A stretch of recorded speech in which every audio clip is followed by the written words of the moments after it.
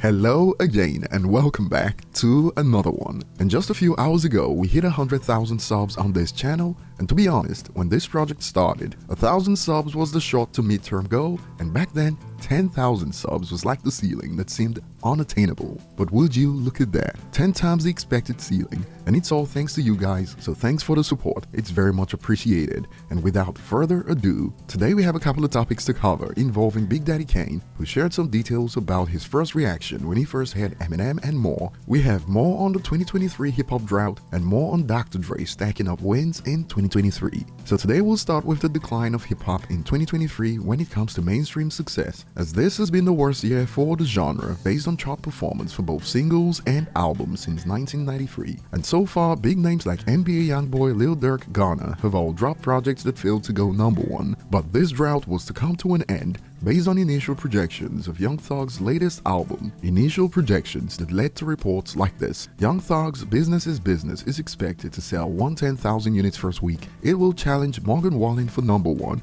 who is expected to sell around the same. It would be the first #1 rap album of 2023, and this sparked reactions like Drake hopped on there and his first week numbers skyrocketed. But celebrations were cut short hours later when we got an update from Hits Daily Double, and it was downgraded from 110,000 to 87,000, and it's gone from finally we get a #1 hip-hop album to this that went viral, not breaking 100,000 with 2 Drake features, 2 Travis Scott features, 2 21 Savage features, and 2 different versions of the album with 2 added tracks is wild. And since Ghana did similar numbers without a Drake feature, some brought it up, Ghana did this without features or support from his peers, by the way. So it went from hip hop hero of 2023 to 0 real quick. Although these are still projections, it's not final. But the fact that established rappers in this age are struggling has sparked reactions like, music sales have really declined. We are seeing the end of rap as the most popular genre in the music business. But some believe Bow Wow said all these new-ish sound alike, everybody copying each other, and MFers clowned him. Why do you think your favorite rappers can sell above 100,000 first week? Because you listen to the same ish every week, just from different quote artists, shrugs emoji.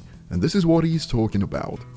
Charted at all this year for hip-hop and anything. So how do you feel about that? Putting out trash ass music. No, not the trash music. It's serious. Everything sound alike, everything repetitive, same tempo. It's roll out the bed, everybody can do that. You know what I'm saying? It wasn't like that. And I feel like now we getting, and the reason, and now we finally getting to a point where I feel like now it's about to shift back into the real. Like, you really got to have talent. You really got to go. I think people are starting to get tired of it now. That's why you don't see nothing charting. Everything sound the same. Every girl want to get a bag, get a rich, spin the block. I'm sliding on the. Everything is sound the same. Ain't nobody doing nothing different. So it's time to shake the game up and get it back to what it need to get back to. And that's just the real essence of artistry and real good music. Like, that's gonna last forever. Personally, I knew it spelled trouble for younger rappers when Kendrick Lamar's Mr. Morale opened with 295,000 in the United States and 372,000 globally first week across major markets after years of anticipation, because Kendrick is a much bigger global star than these new gen rappers. But what do you guys think? If the hip-hop genre has to rely on the older stars to maintain its commercial dominance. Moving on to the next point today, it's been quite the year for Dr. Dre. First, he got a Global Icon Award from the Grammys, then the first Hip Hop Icon Award from the ASCAP, and now check this out: Gwen Stefani, Dr. Dre, Def Leppard, and more in Hollywood Walk of Fame class of 2024. But some are surprised by this because they thought he was already in. Chuckles, oh, he's just now getting his too? The politicking is heavy, shake my head. But congrats to Dre. Another user added, how long did it take for frick's sake? Dre's been stacking up wins lately, and remember, he suffered from a brain aneurysm not too long ago. Talk about a comeback. Moving on to the next point today, Big Daddy Kane recently shared details about his initial reaction to Eminem the first time in an interview with Hip Hop DX at the BET Awards. Honestly, the first time I heard Eminem was Slim Shady. And then somebody else, I guess, played something that he was on before. They let me hear.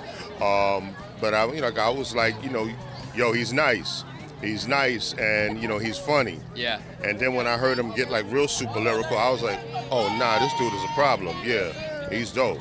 And in the same interview, he spoke about his upcoming documentary, Paragraphs I Manifest. And according to BDK, the highlight for him during the production process was the Eminem interview because of Eminem's attention to detail as a student of hip hop. The interview with Eminem was very, very intense.